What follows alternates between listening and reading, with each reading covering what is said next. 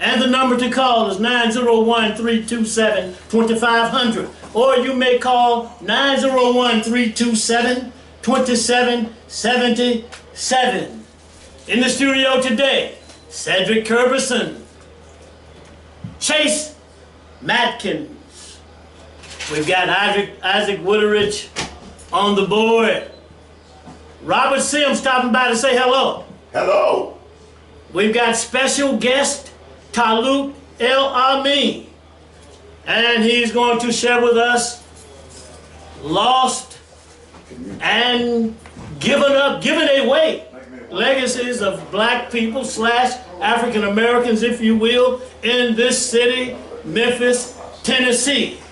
Then we're also going to be talking on AM 730 KQPN. We're expecting Judge Joe Brown.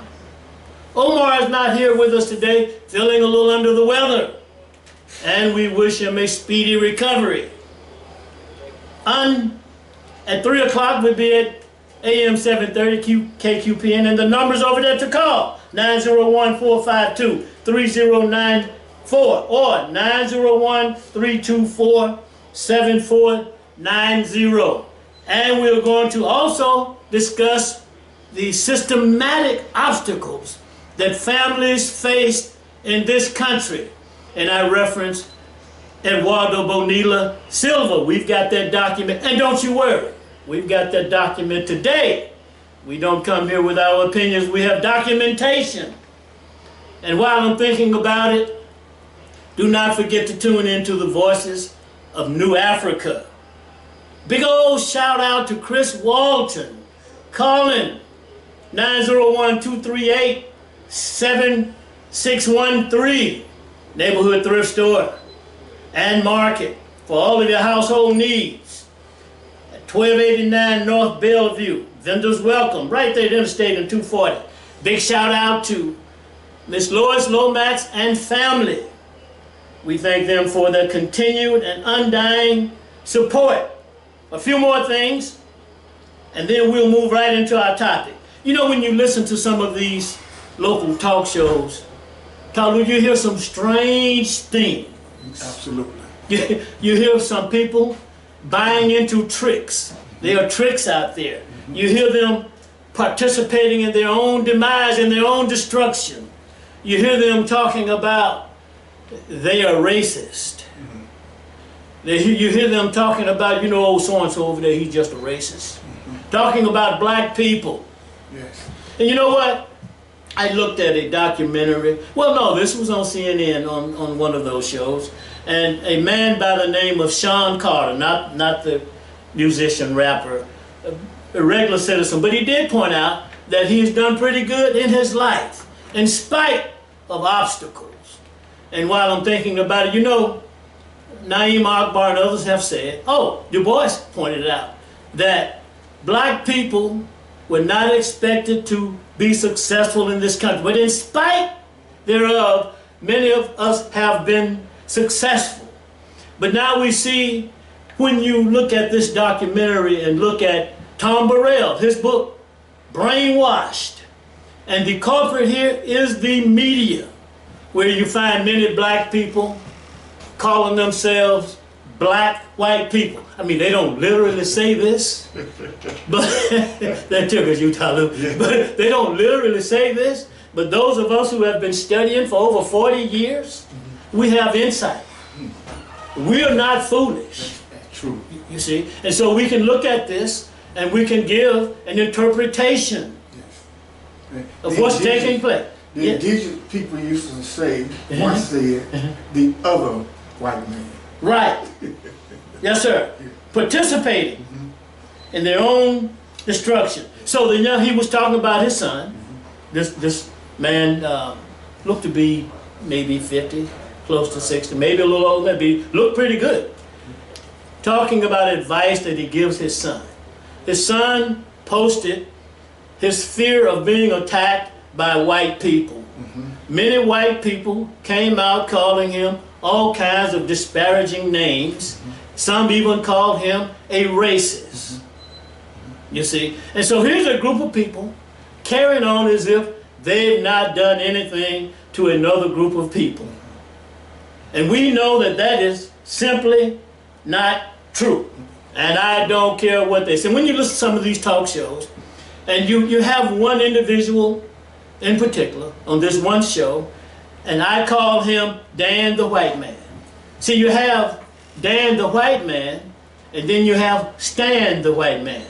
But these are two different commentaries. Stan the White Man points out the destruction, the adverse effects that black people face in this country. He gets into a lot of behavior and where this behavior comes in. But Dan the White Man talks in code.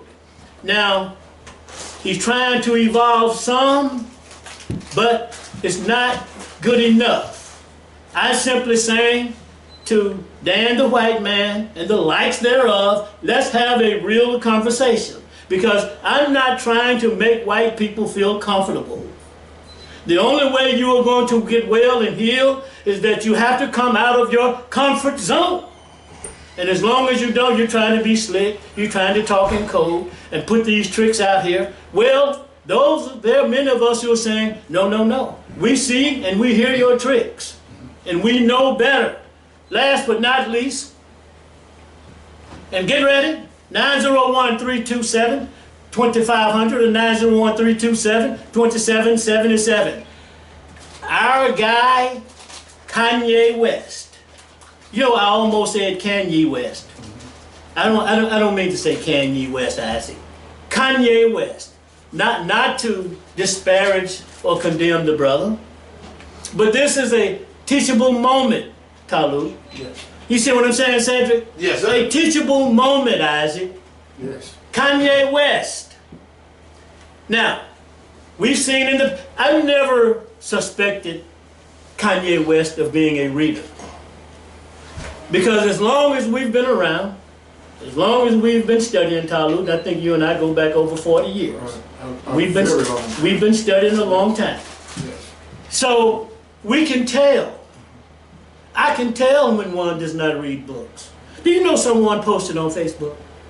You know what they posted? What they posted? I don't have a problem with what Kanye West said. So then another person said, I don't either. What did he say?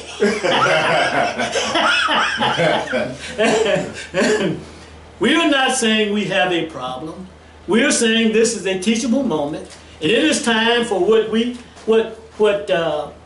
Paulo Freire calls critical consciousness. Let me add what I really love into it, Cedric. All right. My critical analysis. Let's break it based on critical thinking. Because he said George Bush doesn't care about black people. Right, right. And that was just a simple statement. Right. Okay. And from the looks of things, that was a valid statement. That's right. But that statement needed more fertilizer. Okay. It needed more compost. Well, what did it need to say? What did it need to say? I want to know. I'm curious what you think. It needed more cultivation. Okay. You understand? And so then he said he addressed at one of those awards in support of Beyonce. Beyonce knows the singer. Yeah. Jay-Z's wife. Yes, sir. And I went back and watched. See, prior to that time, I had only seen snippets of it on. So someone said, well, come on and look at it. I said, I'll look at it later. You know, man, I'm a big program. I'll do it, but it'll be later on. Right. And so we looked at it last night. And I'll say this, Talut, it will take 8 or 10 hours to really go through. Look, if you brought me a paper like that, Cedric, it would take 8 or 10 hours to go through that paper. It would be so marked up with red ink. Yes, sir. In other words, it was incoherent. But then he said, he's on, he said,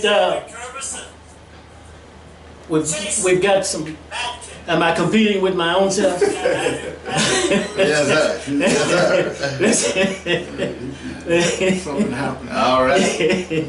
So then he said he was on drugs, opioids, and I'm assuming these are prescription drugs. That's what he said. So what is the difference between prescription drugs and street drugs. They both, if you take enough of them long enough, they both will kill you, or they will first start by distorting your mind. Right. So in the interview, he was all over the place, scattered all over the place. There was a lot of generalizations in there, a lot of we, and he started his presentation. Look, I've got anytime you start a presentation off, and I'm listening, and you start your presentation off with they, I want to know who's they. Yeah. There we go. Who's we? Identity. Yeah, there you go. So he starts it off with that presentation. So you had the other young man sitting there with the locks, long locks on his head, said basically nothing. And so the Harvey guy was there, not Weinstein. This is a smaller, you know, Harvey Weinstein, he's a real big old guy. He's on these judge shows. Yeah, he's a lawyer too. Yeah, I thought he was a lawyer. Yes, sir. I thought he was. I was telling someone last night that he's a lawyer. Yes, I was telling someone near and dear to me. We were looking at it. I thought he was, because I told her. Well, he owns a number of these shows. I mean, he owns a whole bunch of these shows. Well, he did most of the interview talking, in charge, the regular white man in charge. And so I'm trying to figure out, how do you get through an interview like that? You have much of this for me is about what is critical. How do you get through an interview like that without critical questions? So I'm going to stop right there. We've got special guest Talut Amin, and he's got a critical presentation. I think it's a valid presentation. I spoke with Omar last night. He thought it would be a great show. Of course, he came. He's not feeling as well, but 901-327-2777 or 901-327-2500. Grab a line. Give us a call. We've got Talut Amin in the studio with us. Take it away, Talut. Talk about this. Go ahead. Well, thank you very much for having me back. Yes. It's been a long time. Yes. And I'm honored to be here this evening. We're honored to have you. Express some thoughts that in direct relationship to our culture, our heritage, and our future. What has happened while we have been, for the last 40 years or so, our agenda and strategy was to teach young people their history, African American history. We were very successful at that back in the day. But what happened, we were not paying any attention to the future. Right.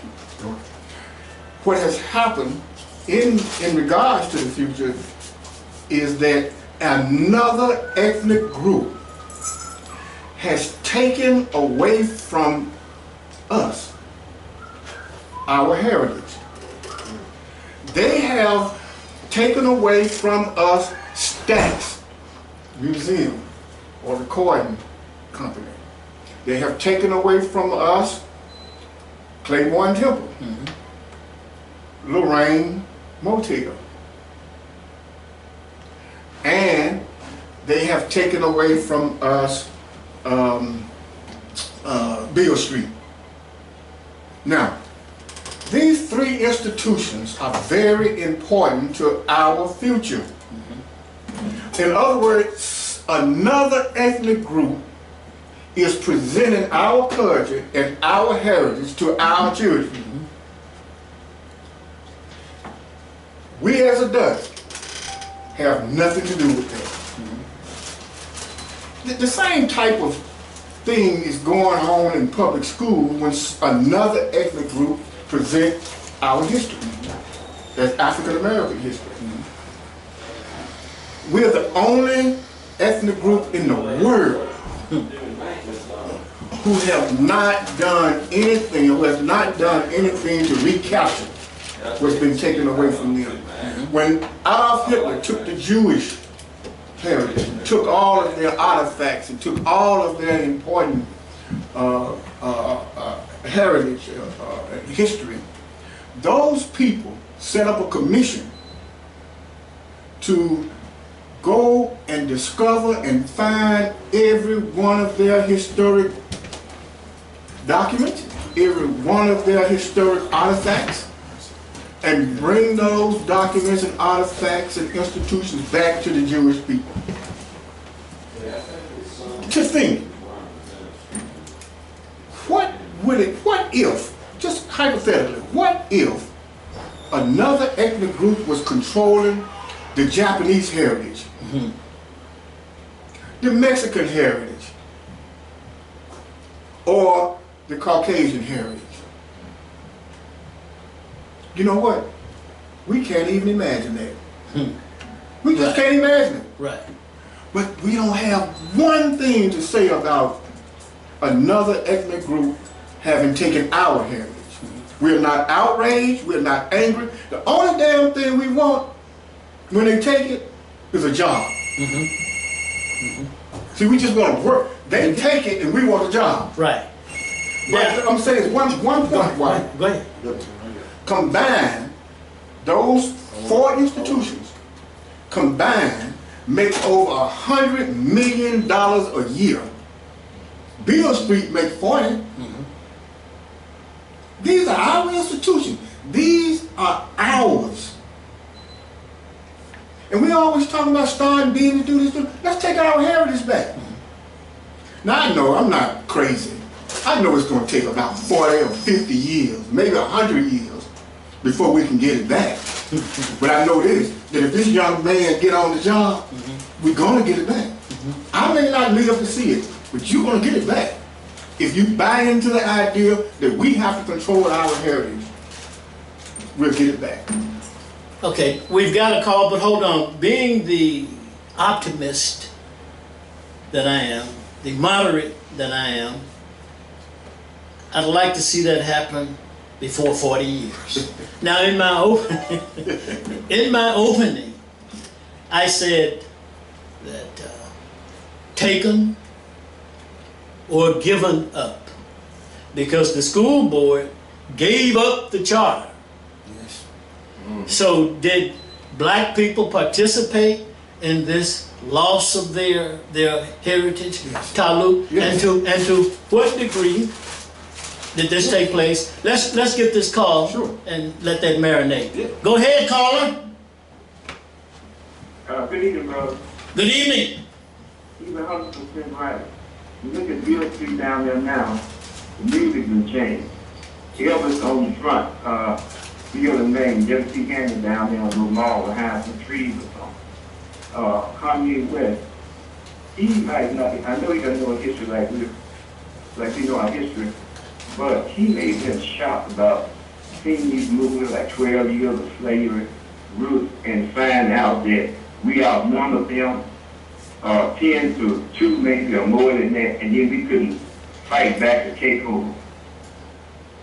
Okay. You know, you always got to know the slave owners. So we just couldn't, we had made attempts to do things like that, but I imagine that's what he probably was thinking. Why can't we take over and, you know, wipe these people out and get our freedom? I bet you that's what he was thinking. You don't know like we know, because he ain't done studying the research. But like I was saying though, man, you can see it for your eyes. It's no Beale Street anymore now like it used to be. They got all kind of jungle of music down there. We know we wasn't even raised up on. That's about all I got to say. All right, thank you, BT, for your call. You made a couple of good points, and he said Talut, something that made me think about Tom Burrell's book, Brainwashed, a mental not capacity, but the lack thereof. And when I raised that question to you, and perhaps that's going to go to that, more people, we saw that in South Africa, being controlled by a fewer number of people, it has to be something wrong with that group of people. As far as not rising up, raising up, and fighting. But you know, I took a course one time, it was something about slavery and segregation. And I was always getting into it with the instructor and the rest of the students in the class, because my position is always rise up and fight back, because the course was seeming to me was going in the direction of accepting being property. That's what it seemed to me. And this is what Tom Burrell talks about in his book, Brainwash, you being chattel slavery, being property, and being justified by the main proponent, Thomas Jefferson. But Talut, go ahead. Well, to answer the question you Yes. asked originally, look, if I was a Caucasian executive of a huge corporation, I would not hire a PhD, an attorney, or a doctor who happened to be African American, knowing that that individual has done nothing to increase the quality of life of his or her people. I would reject them. Great point. Okay? And let me say this. We lose because our intellectual community fails us every time. See, what I'm talking about, taking back the heritage of our people, is an attorney thing. It's a legal thing. But these lawyers that we have been bought and sold. They're only interested in your criminalization. They're only interested in the black or African American kid committing a crime, and they'll end up being his or her client. They're not interested in our upliftment. That includes all of them. I'm not excluding any of them. I condemn every one of them. Okay. Thurgood Marshall, he didn't do that. And he moved the whole people, all of our people, from point A to point B. He moved us in the legal community. These people today, they're cowards. And if they were in another country doing what they're doing, that government would line their butts up against a wall and shoot them down. But they're America, and they can be cowards in America. Listen, and not do anything. I want to go to you now. Chase, you seem eager as a young man. We greatly appreciate you for being here and your courage and intelligence. And we've talked about so-called black people / African Americans participating in the destruction of their own people and their demise. Take it away, Chase. Yeah, that's a very sensitive and I guess generally speaking, touchy subject for a lot of people. But that's a part of, I guess, what's called Stockholm syndrome. When you don't know that you possess the sickness, you know, in essence, you kind of give the parasitic activity taking place in your body all of the tools and resources it needs to keep reproducing the sickness. And so a part of it has a lot to do with us just being open, having these conversations, dialogues, addressing the sickness. But then I feel like the other part of it has a lot to do with us giving credit where credit is due for giving us the sickness in the first place, whose disease it is to begin with, you know, whose culture or whose habits are we consuming, whose thoughts, what type of energy we're taking in, who's the main proponent, who's the main contributor of these, you know, ill devices. You know, Dr. Kamal Kamban calls it subtle suicide, and he speaks in one of his publications about how, you know, the system itself, the system of capitalism, if you will, is designed for us to commit suicide at the same time benefiting the capitalistic structure. You know, so every time we consume something, I'm not going to go down all the devices because everyone has a device in some capacity, a vice, should I say, not devices, but a vice, whether it be TV, you know, overeating, whatever, what have you.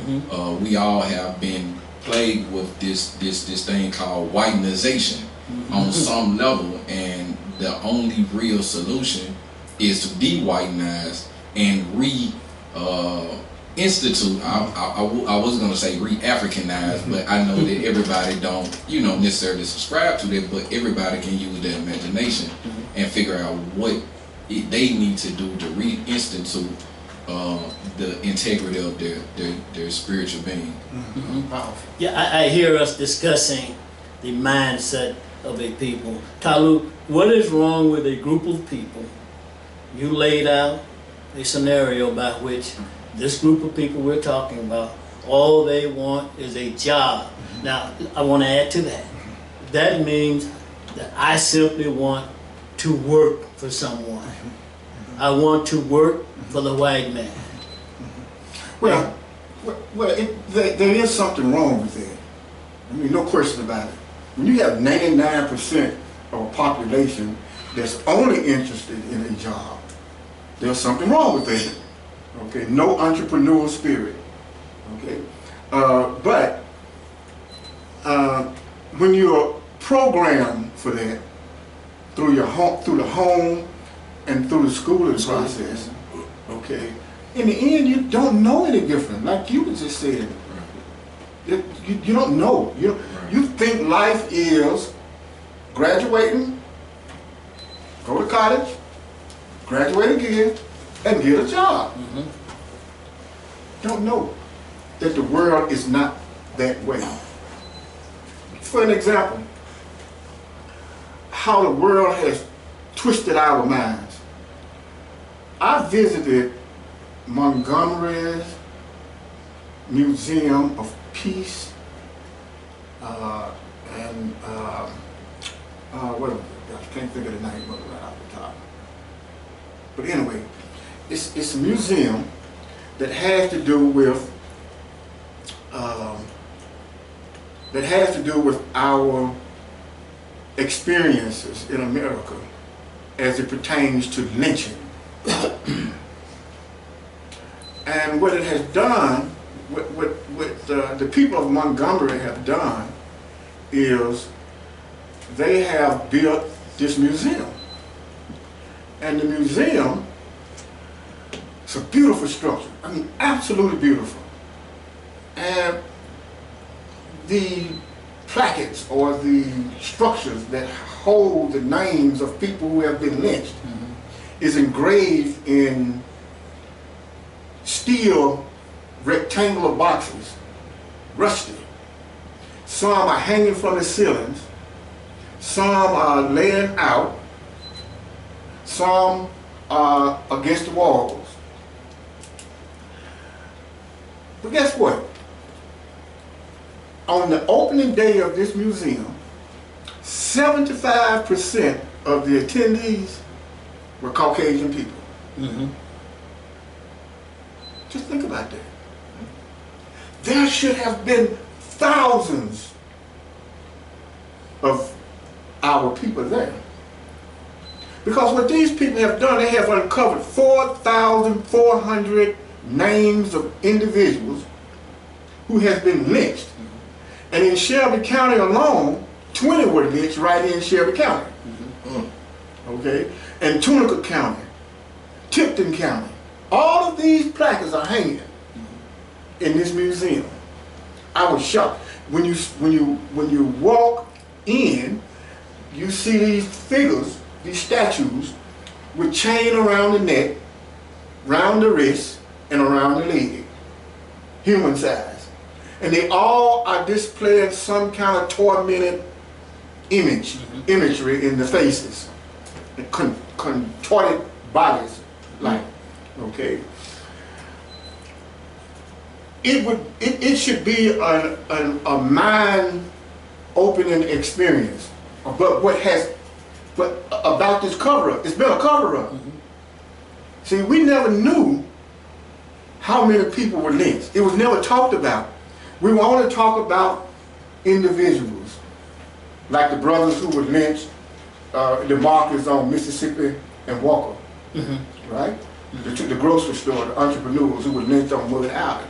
So we talked about the individual, but the capacity of the lynching is unbelievable. And the people at this museum are saying that hundreds of thousands or more has to be discovered. You're talking about a genocide a real genocide took place on African American people at the turn of the century. So, if you're intelligent, if you're a doctor, if you're a lawyer, if you're anybody like that, anybody with this high academia, and you don't get it, what purpose do you serve to your own people? And that the point that you made, that was the People's Grocery. Yes. Mississippi and Walker, Clyde Moss, Right. and two partners who competed with the white merchant down the street. Dragged out of their store, well, actually dragged out of the jail and taken to a field somewhere and murdered. On Mud Island. And lynched, as Talut just pointed out. But what is wrong with a people? For instance, Cedric, Yes, sir. Springdale and Howell, a murder took place. Yes. An Arab/Middle Easterner Yes. came out and shot and killed a young black man, African American, about a can of beer, cooler, whatever it was. Yeah, it was his Shot fault. him Right. and it was his fault. Yeah, it was the kid. It was the kid's Let fault. them tell it. Right, right. Not long Well, ago. Kanye said it was the slave's fault. Right. So the And it victim's was a fault. choice. Yeah, the kid jumped in front of the bullet. Right. Yeah, And there it you was go. a choice. Yes, sir. And you find a young man not too long ago murdered about a bag of skins by another Arab, and much of this stuff is coming out of Yemen. Yes, sir. A lot of this stuff. But yet you still see black people trying to support that store. They can't even open early enough. Right. They But be on the door. we are, hey, a quick update. We're working on that situation. Yes, sir. You remember when the natives came together and brought down Custer's last stand? Coming together, all of the organizations in Memphis and all, supporters, etc., to deal with that particular issue and to send a message. But what is wrong with a people? You find young black men, what I call Talut. Now this is not a job, this is what I call a flunky. And these stores flunking back there, frying chicken and what you call those little JoJo things that they have back there. What is, let's go around the table on this one. What is wrong with a people, Cedric, who would carry on this way? You know, a woman said down at the boycott the other day, oh, coming out of the store, oh no, y'all can't prosecute these folk. The man who killed that boy, he in jail. Y'all can't prosecute these folk. Not understanding the nature of an institution and how that institution adversely affects the whole community. Go ahead, Cedric. Well, looking at the mindset of the people, they're going by, as we say, fake news. It's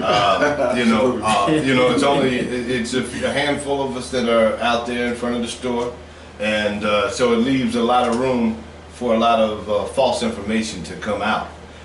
So they're saying right now that the people that are out there boycotting are just noisemakers. They're rebel rousers. They're just making noise for no reason, because the young man who pulled the trigger, was put in jail, so it's over. Well, we have a thing in this country called conspiracy, and we know that there were other employees, including the owner, who was aware of the shooting, who did nothing.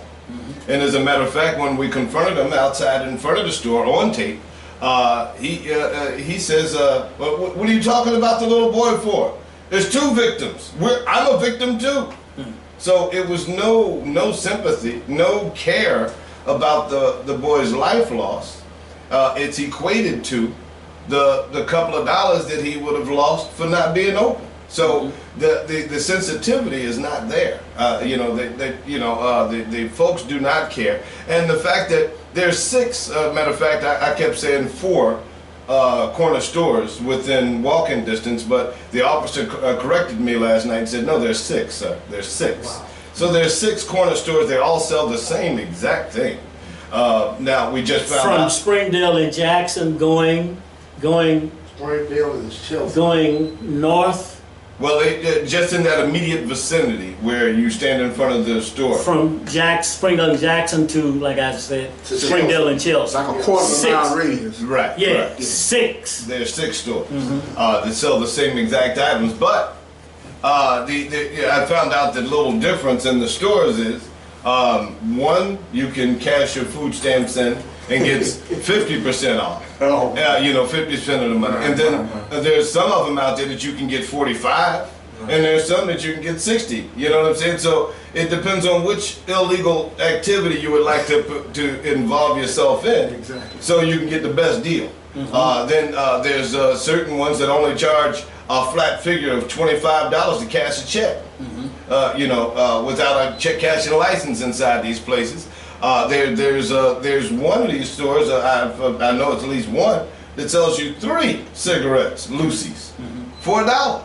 So, I mean, we're talking about racketeering, we're talking about a whole lot of illegal activity that's operating in our communities that we are being vilified for, that we have nothing to do with. I'm saying the black community that all of this illegal business is going on in, that gets no benefit, gets no percentage, gets no portion, and in return for it, we get talked to like pieces of trash. You know what I'm saying? And they kill us and say, well, I'm losing a couple of dollars, right? And so your life, and my couple of dollars, we even. Right. You see what I'm saying? So, yeah, that's my feeling on it. 901-327-2500 or 901-327-2777. I want to go back to Chase. What is wrong with the mindset of a people who, in the face of it all, and we've said we've participated in giving up our legacy. We've stood around while our loved ones get shot down, gunned down, and killed. We run in and out. First of all, we've allowed these interlopers to come in here, take it, and some of these stores are filthy. We must demand a change. One of the things, and this is what Tom Burrell points out.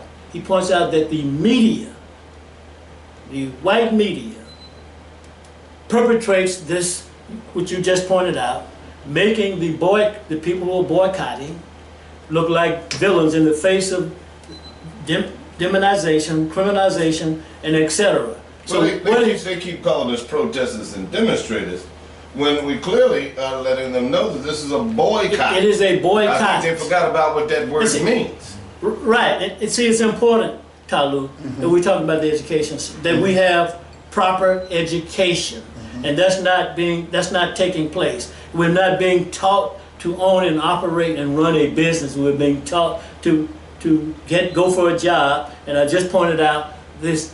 We've devolved to being flunkies, grown men, in and out of these stores, accepting this kind of carrying on, and we face more pushback from our own people, just about, than anyone.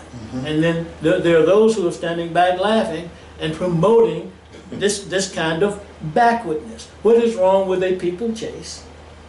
This kind of people accepting, going along with, and carrying out this kind of insanity, if you will. Now, Tom Burrell pointed out that in today's technology, at least for right now, is a golden opportunity to combat traditional media with social media. So my point is that there are solutions to the problems that we face. And in many cases, we only need a few good men, and I shall say a few good women. Because of the problem that we face, because of brainwashing. Go ahead, Chase. Well, before I speak to the problem with African Americans or the black community, I want to expound a little bit on exactly who the perpetrators are, who the real perpetrators against the communities are. And so when we speak about the Middle Eastern community, I'm gonna be honest, I've done a tour in the Middle East, in the Gulf region, and I've been places and I've spoken with local people, and I've had a sister tell me out her own mouth that she and a whole group of women that was in, the immediate vicinity had been kidnapped. And you know where their kidnappers were from? Yemen. Just about everything. Like when we would go into battle stations and do our training exercise, guess who was the opposition? Yemen. Every every scenario that I could think of during my extent, overseas in that region, any negativity, anything negative, essentially was affixed to the country Yemen. Whether it was bootlegging, any type of criminal activity, you could almost be certain it was attached to the country Yemen. Okay. So that's true. So they got discount tickets getting on over there. Man, they probably got something. All right. It sounds like a one-way ticket. Yeah. So you have that, and then so on a much more local level, that's just on the international level. Now on the local level, you would think that more people community-wise would be as involved as we might see in the Berkeley district or the Germantown, Bartlett, Cordova districts, as they are involved in who lives and who does not live, who does business and who does not do business in their communities. But black people, we are the most accepting people that I know, most forgiving, loving people that I know, and so that being said, I think that's part of what's wrong with us, is that we're accepting, that we're loving, that we're overly forgiving and welcoming. And aside from that, because I had someone that addressed me with a similar remark as the woman at the store presented to YouTube, with why are we protesting the guys in jail. And so I had to explain to them that you have different types of justice. Criminal justice is just one form of justice, and it's just one form where injustice can take place. You also have economic injustice or justice, and you also have social justice. And those are completely separate from criminal justice. So you can have somebody in jail and still have a profoundly adverse social impact on the community, as well as you can have a profoundly adverse economical impact on the community. And so removing this store and putting a laundromat in place would have a profoundly positive economic impact, as well as an arcade. That would have a very positive social and economic impact.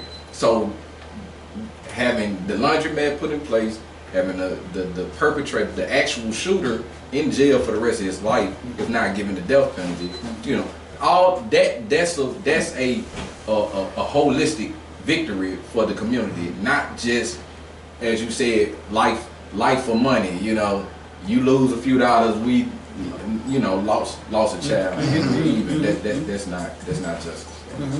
901-327-2500 or 901-327-2777. Talut, any more information on lost, given up legacies in Memphis by black people? And while you're at it, let us continue with our analysis, makeup of black people, African Americans, if you will, and what we have devolved to while you're at it. Yeah, thanks again. But first, let me announce the name of the organization properly in Montgomery, Alabama. Okay. Okay. The museum is the National Museum of Peace and Justice in Montgomery, Alabama. Go. Yeah. Well, to address the subject that we're talking about, Wallace, it's about the ability to respond versus responsibility. You see, so we have the ability to respond. Okay, when an incident happens, like what happened to Brother Harris on Springdale at that store, murder, shot, and killed, and the community stands up and say, enough is enough. Well, the general community should hear that. It doesn't matter what's right and wrong. It's not about that. See, we are conditioned to believe that everything about us is either right or wrong. But there's some gray area there. If we don't want that damn store in the neighborhood, it must go. Period. That's it. That's the way it's supposed That's to the go. will of the people. Right. It doesn't have anything to do with the details and all that kind of stuff. The community have grown to the point where it no longer wants that store in the neighborhood.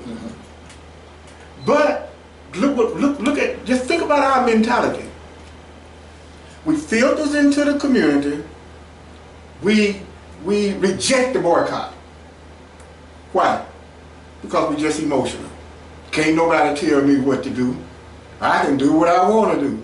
Yeah. And hold against the general community.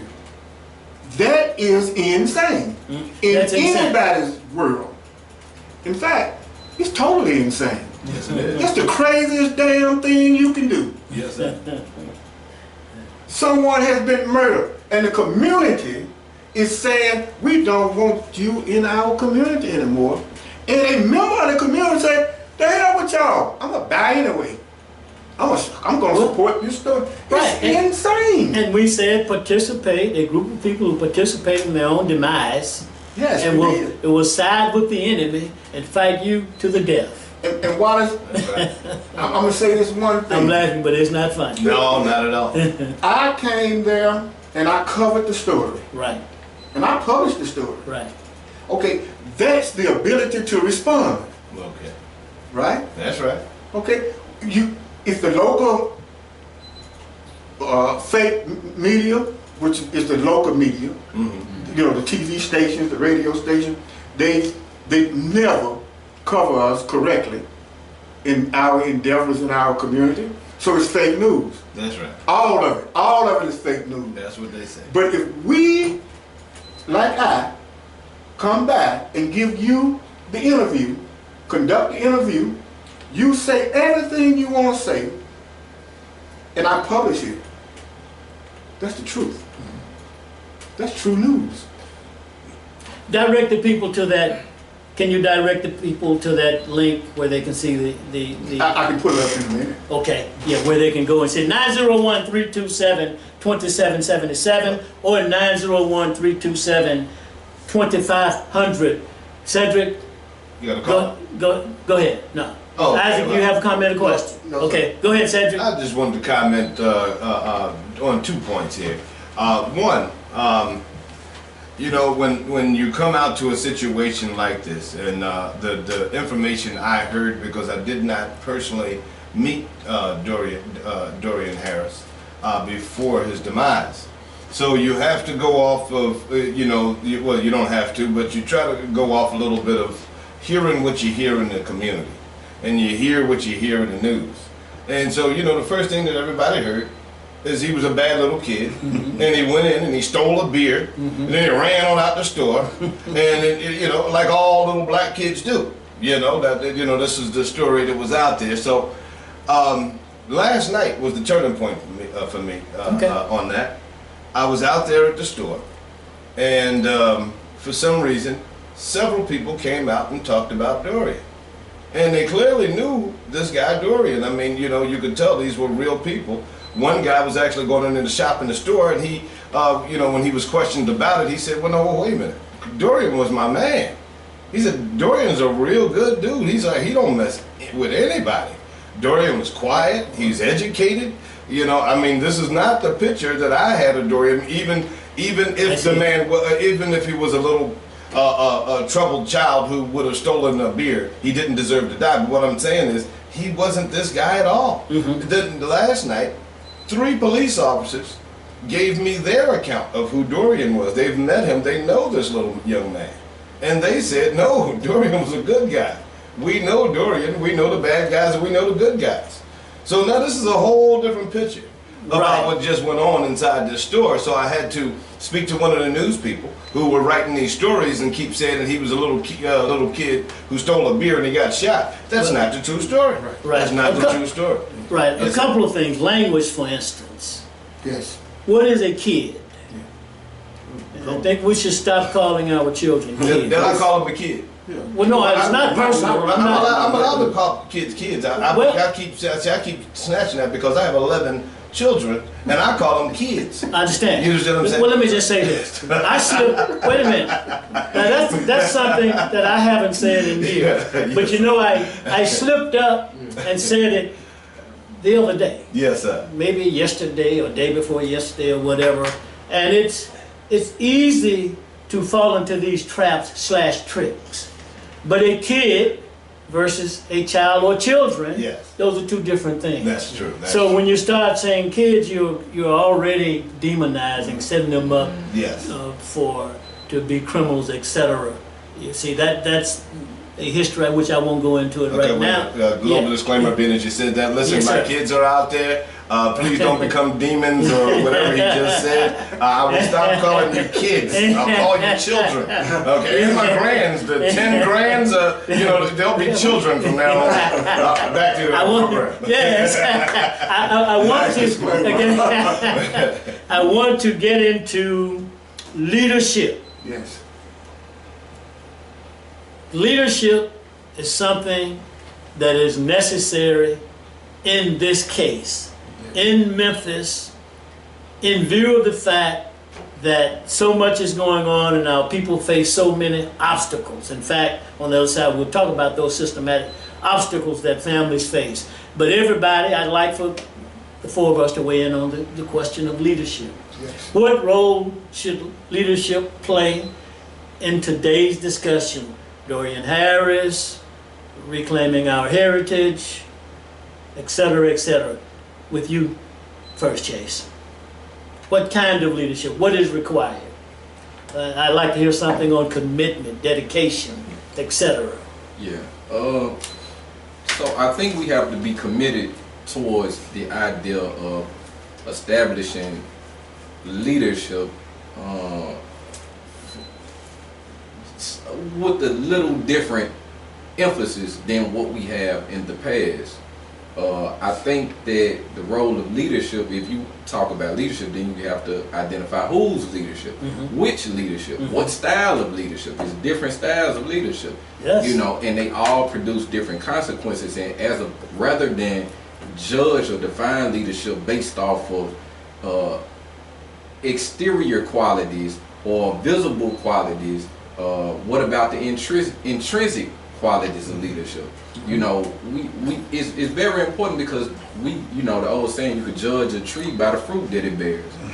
And so, and thus, we should begin to identify what leadership styles based on the products that they have produced, and appropriate those forms of leadership accordingly to the tasks and functions that we see that they coalesce with, versus just sticking any form of leadership in any various situation that just may not mesh well. And I've seen it happen a lot. But everybody in some way, shape, or form has to cultivate the inner intrinsic leadership qualities in themselves. And I think that we're somewhat on the path towards it. Okay. Talut, I see you've pulled up the link by which, can you read that? Sure. And then weigh in on Sure. leadership, etc.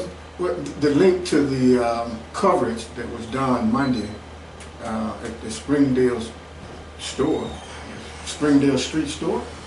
At that time it was Top Shop, but you will notice since that time it's been scrubbed away. Okay. So the store at Springdale and Howard. Right. Okay. Well, the link for that coverage is at ate.1. Pardon me, ate1.tv, and that is a YouTube video.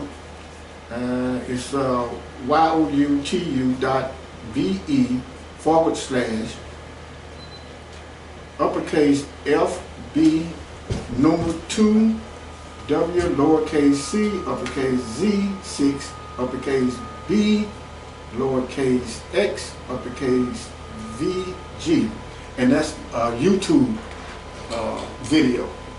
Okay. Well, we'll probably put that link up on the Love Power web, Okay. Facebook site. Yes. Okay. Yes. Okay. So you can go to the Facebook Yes, absolutely. Love Power. And it was good coverage. It was a news coverage, in fact. It was a good news coverage.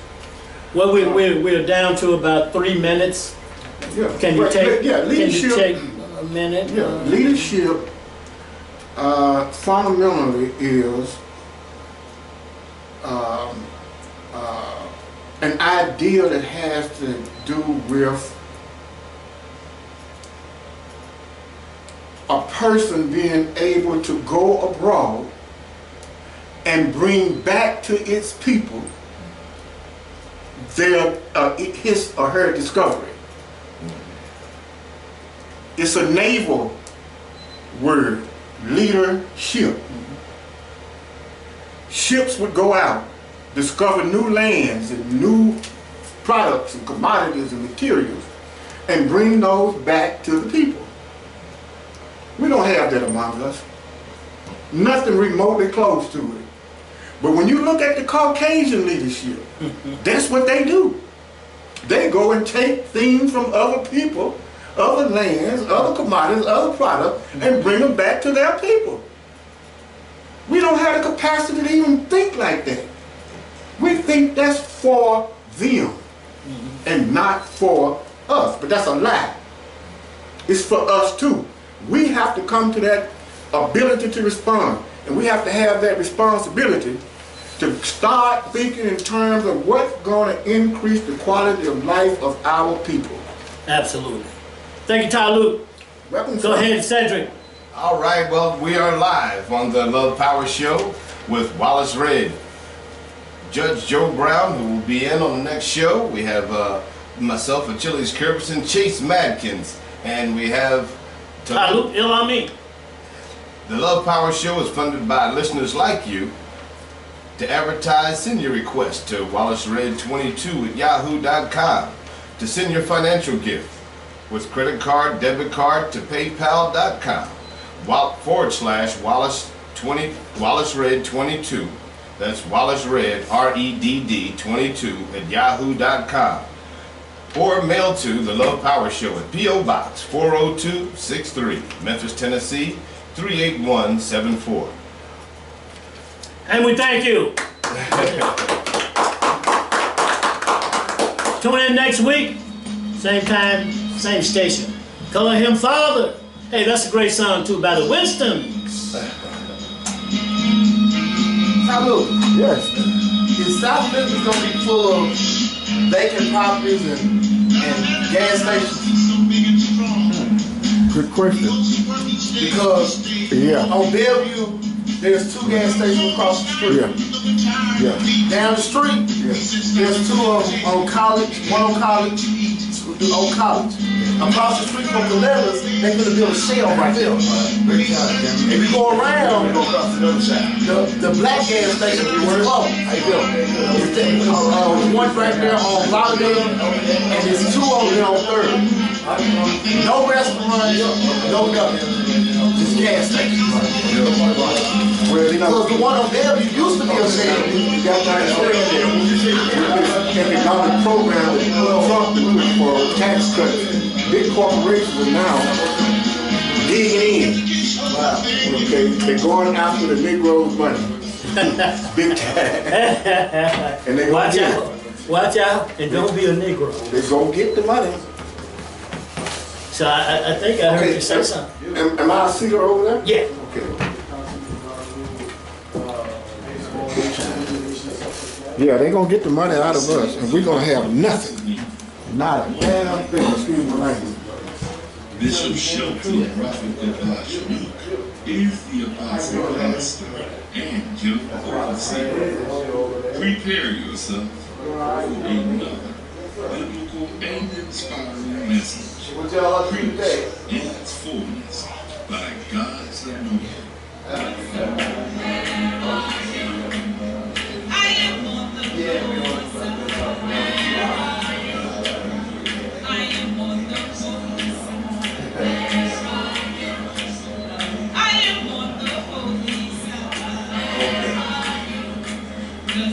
And it shall come to pass in the last days that the mountain of the Lord's house shall be established in the top of the mountain and shall be exalted above the hill, and all nations shall flow unto it. Isaiah 2:2. Greetings, everyone, and to the saints of the Most High God, we greet you in the mighty name of our Lord and Savior, Jesus Christ. This is another broadcast in the inspiring biblical series of the Whole Truth Gospel Radio program, coming to you from the Church of the Lord Jesus Christ of the Apostolic Faith. Our temporary resting place is now located at 440 West 10th Street in the city of Philadelphia, Pennsylvania, where you always have an open invitation to come and hear the Word of God preached in its fullness by the man of God. Yeah. Just for a few years. Okay. Bishop Shelton Snoop is the apostle. He is the pastor. No, I'm gonna leave all this connected together and run it on over there just like it is. Of the apostolic faith. This is that which was spoken of by the prophet. Oh, thank you. It is often imitated, but it can never be duplicated. Oh, I never ended this thing.